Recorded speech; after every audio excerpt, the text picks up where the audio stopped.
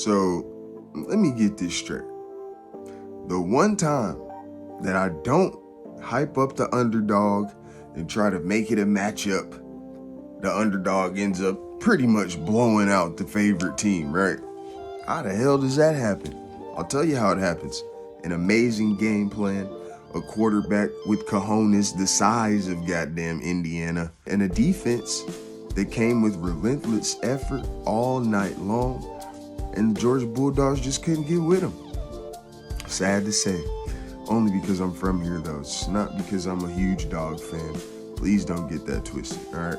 Listen, Marcus Freeman, hats off to you, my brother. Excellent game plan tonight. Your guys went and executed to perfection this evening. Riley Leonard, always been a baller since he was at Duke University. Got his chance to come over here to Notre Dame and compete for a national championship. What more can you ask for? And, he's definitely taking advantage of his moment in the spotlight this evening and, the entire playoffs, right? He makes plays all the time. He makes plays to finish games. He's like their closer at quarterback. It's insane. And he usually does it running the football, which is the even crazier part, right?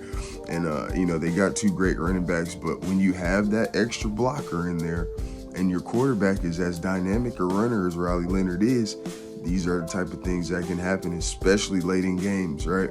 Again, I kind of touched on this with Cam Scatterboo.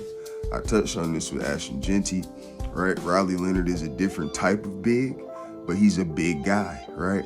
That is a long time. I don't care who you are. That's a long time to try to tackle somebody that big, right? You just don't feel like doing it like that at the end of the game. You don't have the same energy that you did the first half, right? And I think that kind of comes into play, just, the level of energy in the second half and kind of wearing them down on defense as far as Georgia's concerned. A lot of the angles that were taken in the second half there were just, they just didn't really make sense to me. Leonard on 3rd down and 7. Georgia needs a stop. He hurdles. Malachi Starks. There was no way that Riley Leonard shouldn't have been literally eating up angles up the sideline. I didn't understand that at all. I heard Greg McElroy kind of reference that, like the end of the second quarter, I think it was, right before they really started taking advantage of it. He mentioned that, Georgia was weak on the edges there and that they needed to start taking advantage of that some kind of way. And it was almost like he had his ear in the damn booth because it seemed like they heard him say that. Because surely enough, right after I heard Greg McElroy say that, they started gashing him to the outside, 6, 8, 12 yards of carry to the outside, right? So that was something that definitely came to bite the Georgia defense in the butt in that second half, I would say. Other than that, I think the first half they played lights out. I think the offense shot themselves in the foot for the most part tonight, right? I think the offense was moving the ball well. I think Gunnar Stockton played well. He didn't do anything to, give the game away or anything like that. I just think a lot of those drive-killing penalties really hurt him.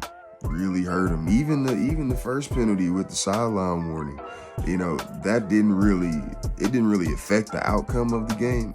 Only 4 points. You ended up losing by 2 scores. But, it was one of those things to where when that happened, it was almost like, shit, it might not be their night, right? And, you're getting points from all over the place. You're getting points off turnovers. You're getting points on special teams if you're Notre Dame. And everything is just kind of rolling on all cylinders for you, man. It was really crazy to see. I did not expect the game to go that way. I did not expect for Notre Dame to run away with it in the end. So, hey, man, like I say, hats off to Marcus Freeman and his staff. Hats off to Notre Dame for executing that game plan the way they did tonight. Moving forward, so we're going to have Penn State Notre Dame in the semifinal matchup here on this side of the bracket. And I got some text messages this evening about how long this game was. I can assure you that game there might be an hour long because both of those teams are going to run the ball until they can't run it anymore. So that's going to be an interesting matchup to see. Definitely a defensive matchup.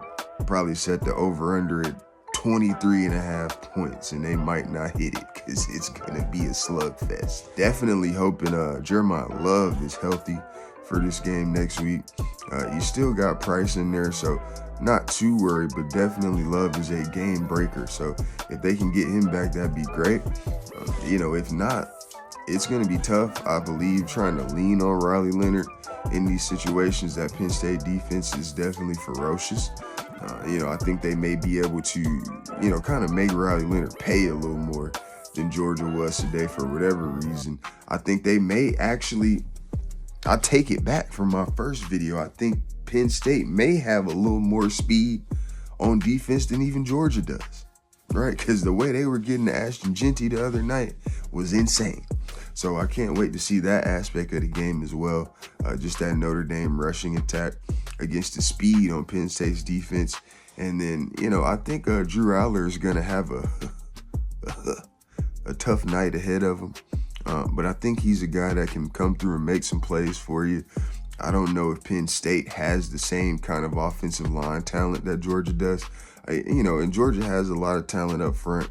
Again, those guys just kind of cost them with the penalties tonight, to be honest with you. A lot of those offsides penalties, things of that nature, came from that O-line. So, they're definitely going to be thinking about that for the rest of this offseason there.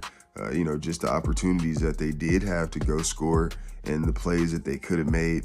Obviously you had some drops within there, but hey, man, like I say, it's a tournament, right? This playoff thing is a whole tournament, single elimination, win or go home, right?